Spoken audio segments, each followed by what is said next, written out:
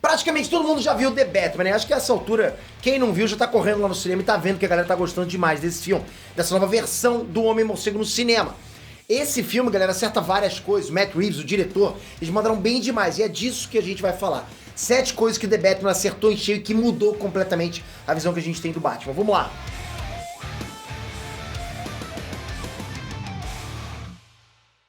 Hey, Nerd Franks, Peter aqui. Galera, se a gente olhar pra trás, The Batman foi um dos filmes mais complicados de se produzir nos últimos tempos. Pensa que o projeto original ainda era com o Ben Affleck, que também ia ser o diretor e o roteirista. Depois ele acabou saindo e voltando pro projeto. O Matt Reeves assumiu, né, escalaram o Robert Pattinson, todo mundo reclamou. Aí teve pandemia pra atrasar tudo, foi realmente complicado, foi difícil. Mas a espera valeu a pena totalmente. Eu curti demais esse filme. O filme entrega tudo e mais um pouquinho, acerta em cheio. Manda bem de verdade. Nesses itens que eu vou falar agora pra vocês, se liga. Detetive. Pra começar, uma característica que a gente já sabia que o filme ia trazer e trouxe mesmo, que é a coisa do Batman detetive. Nos quadrinhos, o Batman é simplesmente o maior detetive do mundo. O melhor, o mais experiente. E nesse filme, apesar dele não ser ainda tão experiente, ele tá só no segundo ano dele como Batman, tá? Ele manda muito bem mesmo. Na real, essa inexperiência dele fica mais evidente nas lutas e algumas tomadas de decisão, né? Só que o faro de detetive já é muito bom. Tanto que o Gordon faz questão de trabalhar com ele, de trazer ele pra cena do crime quando o Charada mata lá o prefeito e tudo mais. Esse novo Batman mostra esse lado detetive do morcegão como nenhum outro filme tinha feito até agora. Isso é um acerto, galera, dos grandes. É um diferencial mesmo. E uma coisa que deve agradar praticamente todo mundo, né? Gotham. Com o novo Batman, é claro que vem também uma nova Gotham, uma nova versão da famosa cidade, talvez a cidade fictícia mais famosa de todas, não é? E olha, ela não decepciona. Essa é de longe a maior Gotham. Dá uma sensação de grandeza que nenhum outro filme conseguiu passar até agora. E ela também é única. Aquele clima sombrio, gótico, perigoso, ainda existe. Mas a gente também vê muitas luzes, propagandas, uma praça cheia de telões bem parecidos com o Times Square de Nova York. Então assim, é interessante porque parece uma Gotham moderna, atual. Não uma cidade que parou no tempo, só quando você olha, vê aqueles casos, aquele charango lá de 1970, que os diretores inclusive gostam de fazer. Porque assim, esses outros diretores investiram muito nisso no passado. Como o Christopher Nolan, até o Tim Burton também criou uma Gotham bem padrão, bem gótica mesmo. Mas aqui nesse filme, Matt Reeves realmente se superou. Essa versão de Gotham parece muito mais viva, muito mais real do que qualquer outra, não tem o que discutir. Eu só não entendo como é que alguém ainda vai morar lá, né? Só tem gente doida nessa cidade, não tem um bandido normal, não é possível. Charada. Não dá pra falar desse filme sem falar do Charada interpretado pelo Paul Dano de forma sensacional, magistral, tá? Ele é bem diferente do Charada dos quadrinhos, também inclusive da versão do Jim Carrey lá de 1994.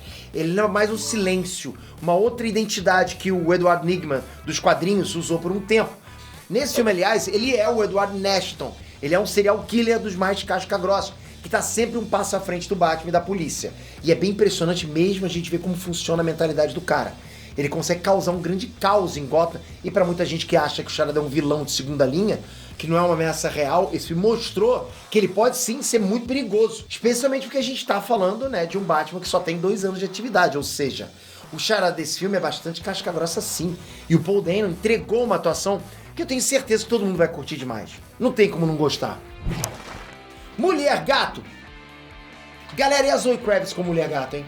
Galera, a gente teve boas versões da Mulher Gato no cinema, principalmente com a Michelle Pfeiffer lá em Batman no Retorno, e a Anne Hathaway também, o Cavaleiro das Trevas ressurge. Gostei muito dessas duas, tá?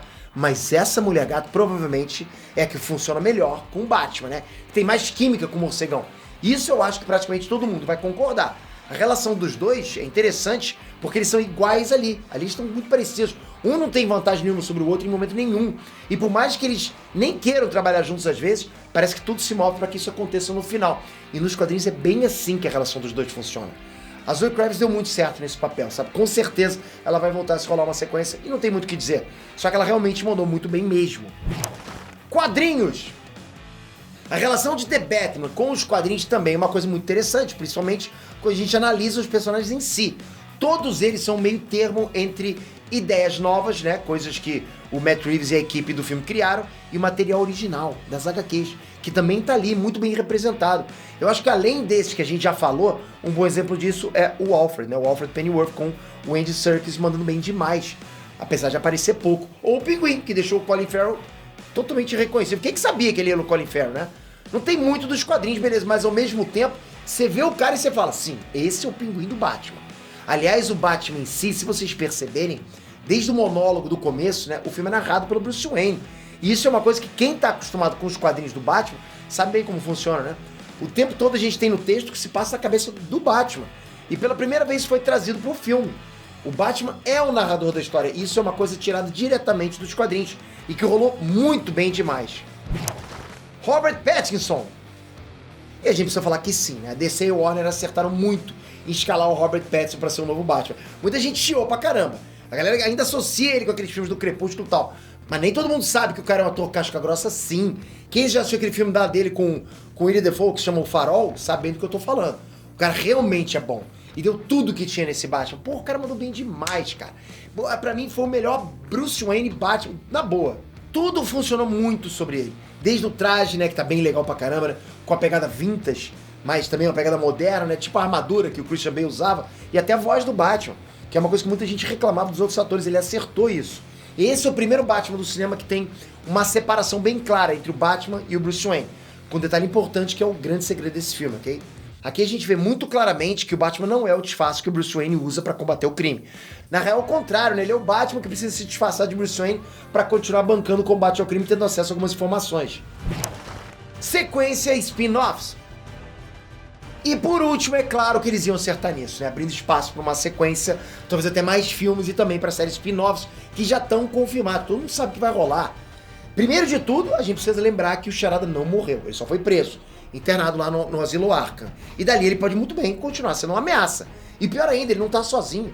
Você sabe da cena que eu tô falando, né? Tem outro prisioneiro ali no Arkham que tipo, meio que faz amizade com o Edward Norton. Fica muito claro que ele é ninguém menos, ninguém mais do que... Será que eu falo? Acho que todo mundo já assistiu o filme. Sim, ele é o Coringa, ou seja, sim, a gente vai ter mais um Coringa no cinema, interpretado pelo Barry Keoghan, que foi o Druig, né, no filme dos Eternos lá da Marvel.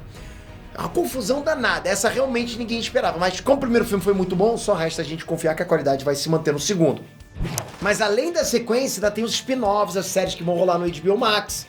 Até agora, de confirmado, já tem a série do Pinguim, que é bem interessante. Vai mostrar ele virando o chefão do crime em Gotham, agora que não tem mais o Carmine Falcone.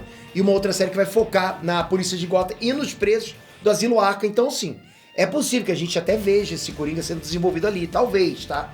Na real, o Matt Reeves já disse com todas as letras que ele pretende criar um Bativerso, um universo só do Batman, separado dos filmes da DC. E a julgar pelo primeiro filme, né, pelas ideias, pelos gansos e tudo mais que ficou pra essa sequência spin-offs, o cara tá no caminho certo. Tem muita coisa boa vindo aí. Mas e aí, além dessas, qual foram as outras coisas pra você que The Batman acertou em cheio? Que o filme mandou realmente bem? Você concorda? Você discorda? Gostou do filme? Deixa sua opinião aqui nos comentários, comenta pra cá se você curtiu esse vídeo também. Pô, já manda um like e se inscreve no canal, galera. Sua inscrição faz com que o YouTube entenda que você gosta de conteúdo nerdístico, conteúdo de super-heróis, animes, séries, cinemas, desenhos animados. A gente gosta pra caramba disso. Mas com você aqui com a gente é muito melhor, dá muito mais força pra gente continuar trazendo pra vocês todos os dias. Até a próxima, galera. Fui!